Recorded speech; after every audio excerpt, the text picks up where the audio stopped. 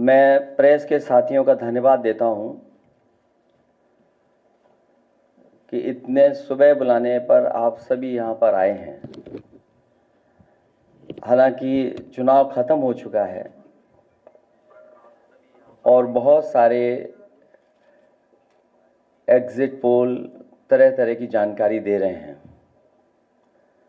मैं आपके बीच में आपके माध्यम से कुछ बातें रखना चाहता हूं।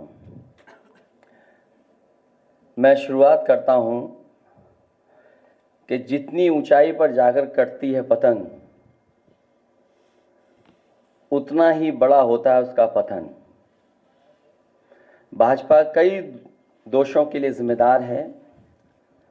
सामाजिक रूप से भाजपा ने देश में सौहार्द बिगाड़ा, भाईचारा खत्म किया, जाति के खिलाफ जाति, संप्रदाय के खिलाफ संप्रदाय लड़वाया, संविधान द्वारा दिए गए आरक्षण को साजिशन खत्म करने के लिए बेरोजगारों से छल किया, पेपर लीक कराए, देश के लिए आगे बढ़कर लड़ने वालों की बहन बेटियों के लिए जानबूझकर अपने मंत्रियों से अपशब्द कहलवाए बढ़ाए, मणिपुर हाथरस महिला पहलवान, पिछड़े दलित अल्पसंख्यक व आदिवासियों पर अत्याचार और सबसे खराब व्यवहार किए जाने के लिए रिकॉर्ड बना। आर्थिक रूप से इलेक्टोरल बॉन्ड का ऐतिहासिक भ्रष्टाचार किया।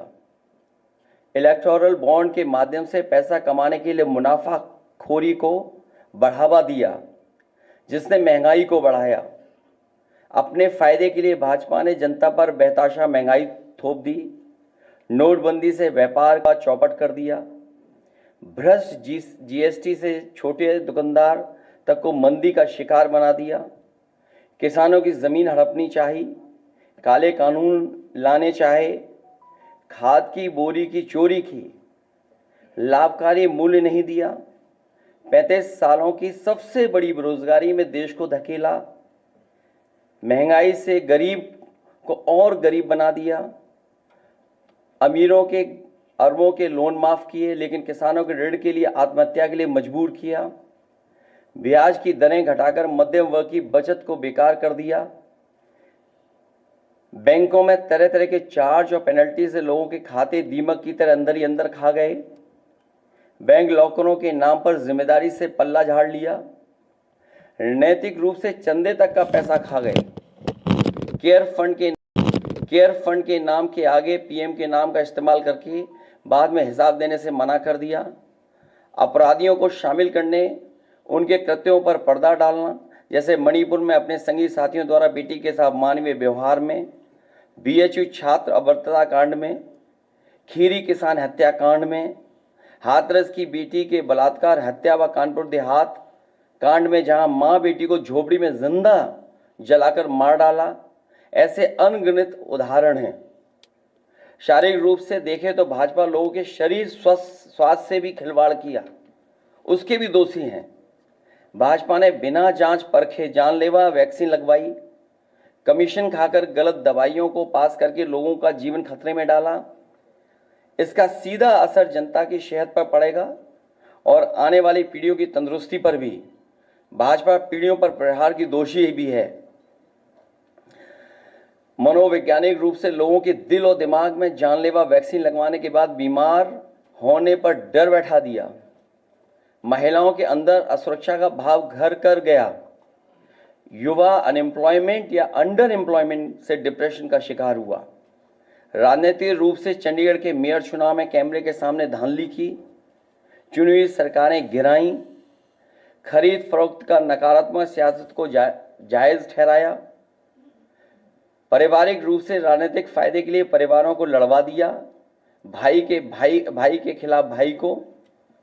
मानसिक रूप से भाजपा ने अपने ही समर्थकों को हिंसक बनाया, मॉब लिंचिंग को मानसिक रूप से सही ठहराने की साजिश की, आपराधिक रूप से ऐसे लोगों को मंत्री पद दिया और बनाए भी रखा जिन्होंने किसानों की हत्या की, जो महिलाओं पर अत्याचार शोषण के दोषी हैं। न्यायालय तक में अपने लोग पिछले दरवाजे से सेट किए, न्यायाधीशों से खुलकर एक विचारधारा विशेष के लिए बयान दिलवाए, न्यायाधीशों को राजनीतिक पदों पर लालच देकर कानून तक को अपनी भ्रष्ट सोच से यही काम यूनिवर्सिटी, कॉलेज, स्कूलों में किया। नौकरशाही में लेटरल एंट्री के बहाने यही धांधली की। योजना आयोग खत्म किया। ED, CBI, IT, income tax को सरकार बनाने, बचाने और चलाने के लिए इस्तेमाल किया।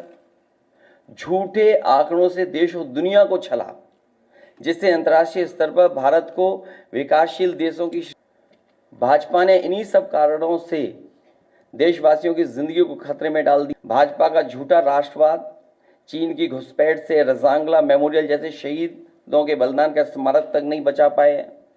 भाजपा की भ्रष्ट नीतियां बीते कल के लिए नहीं बल्कि भविष्य में भी देश की रक्षा के लिए असमर्थ व अक्षम है। इसलिए जनता इस बार गांधी जी को याद करते हुए करो या मरो की तरह आंदोलित हो गई है। से देश नकारात्मक ताकतों से आजाद होने जा रहा है।